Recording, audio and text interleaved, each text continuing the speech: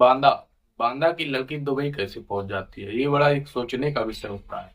और जब दुबई से एक कॉल आती है और अपने पिता से कहती है, अब्बू बचा लो, नहीं तो मुझे फांसी हो जाएगी। फांसी तक ये बात दुबई में कैसे आ गई। एक लड़का होता है आगरा का, लड़की उत्तर प्रदेश बांदा बांदा की रहने वाली होती है। उनकी दोनों की आपस में बात शुरू होती है फेसबुक के माध्यम से बात स्टार्ट होती है। और दोनों एक दूसरे के दोस्त बन जाते हैं। दोस्त इतने अच्छे बन जाते हैं कि दोनों को एक दूसरे के ऊपर विश्वास हो जाता है। जैसे विश्वास हो जाता है, जो लड़की होती है उसको, लड़का जो होता है आगरा का रहने वाला, उसको बुलाता है। और बुलाने के बाद कहता है कि तुम्हारा इलाज आगरा में करा देंगे। तो लड़की इसी बहाने से आगरा चली जाती है। और जब आगरा जाती है तो फिर वो उसे एक लालच और देता है कि आप ऐसा करो, दुबई चले जाओ, वहां पर हमारे फूफा और फूफी रहते हैं, उनके पास जाओगे तो वो इलाज करा देंगे, क्योंकि जान परिचय के हैं और उनके डॉक्टर जो हैं वो भी जान परिचय के ही हैं, इसलिए वहां आपका इलाज बहुत अच्छे से हो जाएगा। लेकिन लड़की के मन में क्या चल रहा था, इलाज का तो एक बहाना था, पर उसके मन में जो चल रहा था वो हकीकत बाद में सच्चाई सामने निकल कर आती है, जब लड़की जेल के अंदर हो जाती है। और जेल के अंदर से जब उसकी फांसी का इंतजार होने लगता है, तब उसके पिता को, अब्बू को पता लगता है। फिर अब्बू थाने में गुहार लगाते हैं, जज के पास जाके गुहार लगाते हैं। तो बांदा जज जो थे, उन्होंने आदेश दिया पुलिस को कि ये बहुत संज्ञान मैटर है, इसको जल्द से जल्द सुलझाने की कोशिश की जाए। क्योंकि ये जो समस्या थी किसी को समझ में नहीं आ रही थी, कहाँ से प्रारंभ हुई है और कहाँ इसका अंत होगा जाके। अभी भी इसका कुछ समझ में सॉल्यूशन नहीं निकला है। नमस्कार, मैं अनुराग द्विवेदी। यदि आप हमारे चैनल पर नए हैं, सब्सक्राइब करें, लाइक करें और कमेंट करें। आज जो आपको घटना सुनाने जा रहे हैं, ये उत्तर प्रदेश बांदा की है। लेकिन इसमें जो लड़की होती है वो अचानक दुबई पहुंच जाती है, शहनाज। और दुबई से जब उसके पिता को फोन आता है, तब उसके पिता जो थे अब्बू परेशान हो जाते हैं। जो लड़की थी वो एक लड़के से प्यार करती है, एफबी के माध्यम से इन दोनों की बात होने लगती है। बात होते होते कब वो प्यार में बदल जाता किसी को कुछ पता नहीं लगता है। लेकिन पर इसे प्यार भी नहीं कहा जाएगा, क्योंकि एक तरफा था। किसी को कुछ समझ में नहीं आ रहा था कि क्या हो रहा है और क्या नहीं हो रहा। जो लड़की थी रहने वाली, वो बांदा के मटौंद थाना के अंतर्गत एक गांव आता है, गोयरा मुक्ति।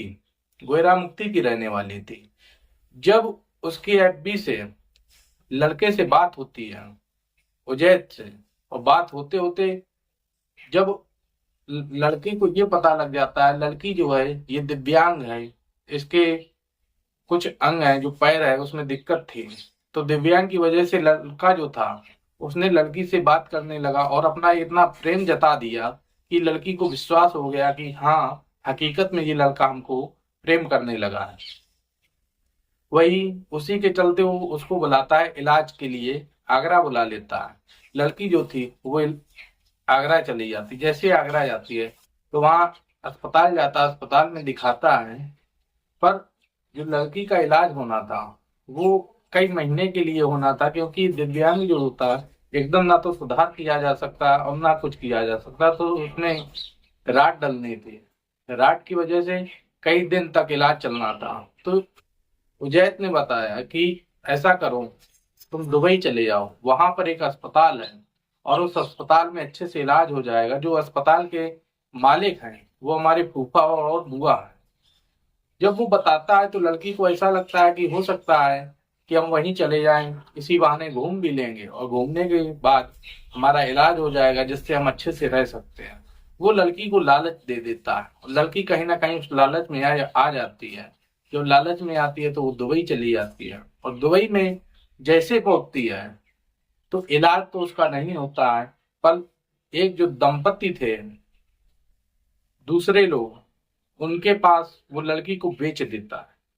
अब जब बेच देता है तो वो लड़की घर पर काम करने लगती है दंपति के, और घर पर कार्य करते करते अब उसको ये नहीं समझ आ रहा था कि हम यहाँ कहाँ से आ गए और कैसे फंस गए आके, क्योंकि वहाँ का जो कानून है वो भारत से बिल्कुल अलग है। अब उसको फोन भी नहीं दिया जा रहा था कि आप कोई सी बात भी कर लो या किसी से कुछ कर लो। अब वो दंपति के घर पर बस काम करती थी और सीसीटीवी कैमरे की निगरानी में रहती थी, कहीं चली ना जाए। लड़की और लड़की के घर वाले दोनों लोग परेशान होने लगते हैं, सूचना नहीं मिलती है। उधर जो लड़की थी वो कहीं ना कहीं एक कैद हो चुकी थी और कैद के बहाने से वो पूरा कार्य घर का जो था वो करती थी और उसके ऊपर मार भी बचती थी, डर रहता था। अब वो ऐसी एक हो गई थी जैसे एक पागल व्यक्ति हो जाता है कि हर व्यक्ति से वो डरने लगता है। जैसे उसको कोई मारता है तो डरता है, भय दिखाता है तो डरने लगता है। यदि उसका दोस्त भी यदि पागल के पास आएगा तो भी उसको कहीं ना कहीं भय बना रहता है कि ये भी हमको मारेगा नहीं। ऐसा उस लड़की का हाल हो गया था। जब हाल हो गया तो उसी समय जो दंपति थे उनको एक बच्चा हुआ और बच्चे के समय मुश्किल से उस बच्चे की उम्र होगी 1.5 साल के समथिंग। जब 1.5 साल हुई थी तो अचानक जो बच्चा था वो बीमार हो गया और बीमार होने के बाद जो ये लड़की थी शहनाज, ये वहीं घर पर काम करती थी। काम करते करते अचानक एक दिन आया कि बच्चे की तबीयत जो थी वो बिगड़ गई। और बिगड़ गई तो उन्होंने दिखाया, उनके माता पिता ने दिखाने के बाद बच्चा कुछ दिन सुधार आया। सुधार होने के बाद फिर उसकी हालत फिर बिगड़ गई एक दिन। और जब बिगड़ी तो अगले दिन क्या हुआ कि उसकी मौत हो गई। जब मौत हो गई तो जो ये थी शहजादी, और शहजादी के अब ऊपर प्रेशर पड़ने लगा कि अब ये कबूल करो कि जो ये बच्चा है ये हमसे मरा है। अब जो दंपति लोग थे वो प्रेशर देने लगे। अब शहजादी घबरा जाती है कि जब हमसे बच्चा मरा नहीं है तो हमारे ऊपर ऐसा क्यों किया जा रहा। अब उसको मारते थे और मारने के बाद जबरदस्ती उससे कबुलवा लिया गया। उसको पढ़ना नहीं आता था इंग्लिश, और इंग्लिश का एक फॉर्म आता है उसमें उससे साइन करा लिए जाते हैं जबरदस्ती। वो साइन कर देती है। साइन करने के बाद जब वो हो जाता है मैटर, फिर कोर्ट जाता है। कोर्ट में उन दोनों की बात चलती है और कोर्ट में जैसे आदेश जाता है तो जज आते हैं। जज के सामने ये मुकदमा आता है, सुनवाई होती है।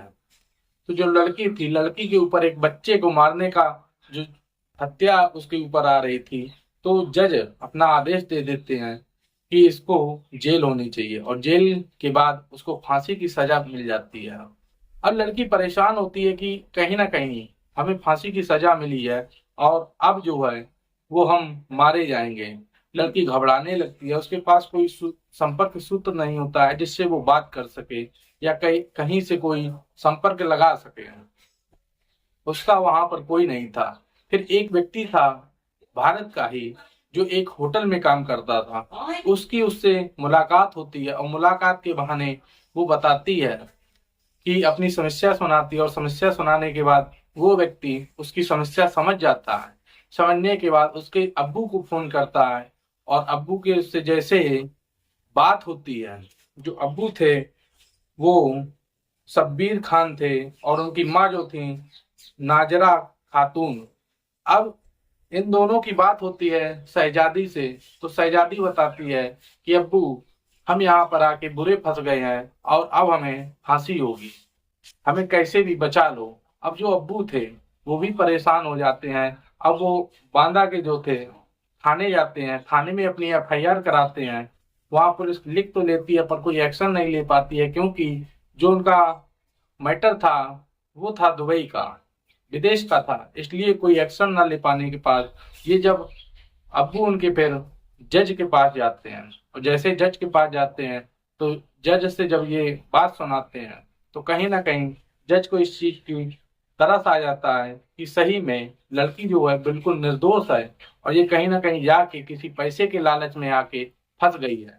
जो अवैध था, जिसने लड़की को, लड़का जो था जिसने अपने जाल में लड़की को फंसाया था फेसबुक के माध्यम से, उसके ऊपर भी कड़ी से कड़ी कार्रवाई जज बताते हैं करना चाहिए।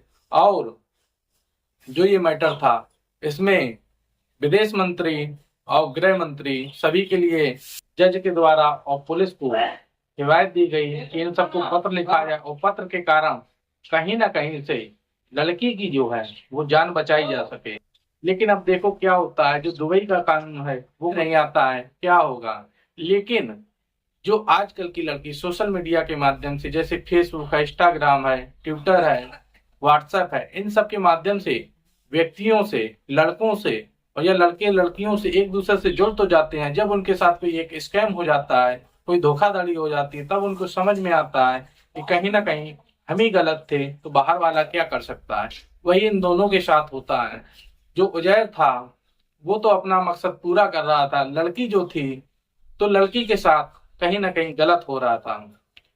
जो शहजादी थी अब वो बुरी फंस गई है, और बुरी फंसने के बाद फिर वहां से जब फोन आता है तो अब्बू ये सब बातें बताते हैं। अब्बू के पास जैसे मीडिया वाले आते तो अब्बू उनके बताते हैं कि जो शहजादी है वो नहीं पढ़ी है, कक्षा 8 तक पढ़ी है, उसको इंग्लिश नहीं आती है, पढ़ना नहीं आता है। पता नहीं कैसे वो दुबई पहुंची और दुबई जाने के बाद कैसे वो वहां पर फंस गई।